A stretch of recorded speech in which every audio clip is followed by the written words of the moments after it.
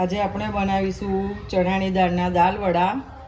આ દાળ મેં 2 કલાક પલાળી રાખી છે। 1 વાટકી દાળ છે। હવે એને મિક્સરમાં ફેરવી લઈશું।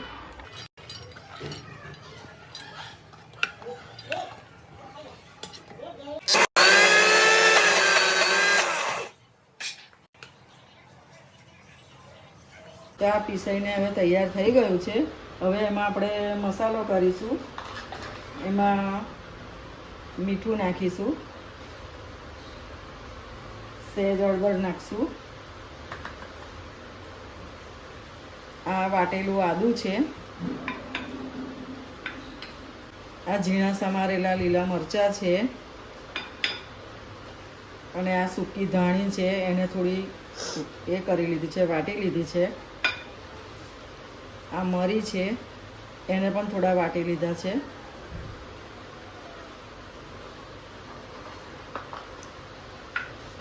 હવે એને મિક્સ કરી દઈશું।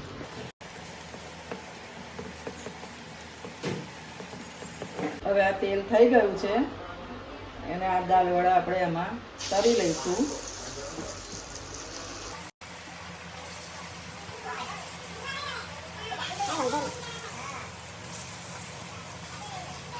હવે તળાઈ રહ્યા છે, એને સરસ આપણે ગુલાબી કલર આવવા દઈશું।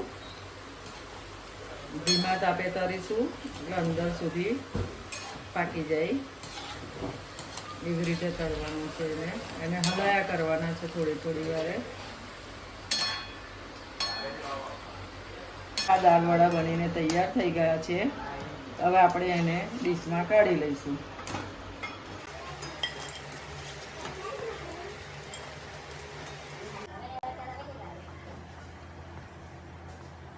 આ આપણા દાળ વડા બનીને તૈયાર છે। આવા જ રોજ નવા રસોઈના વિડીયો જોવા માટે મારી ચેનલને લાઈક, સબસ્ક્રાઈબ અને શેર કરવાનું ભૂલતા નહીં। જય અન્નપૂર્ણામાં।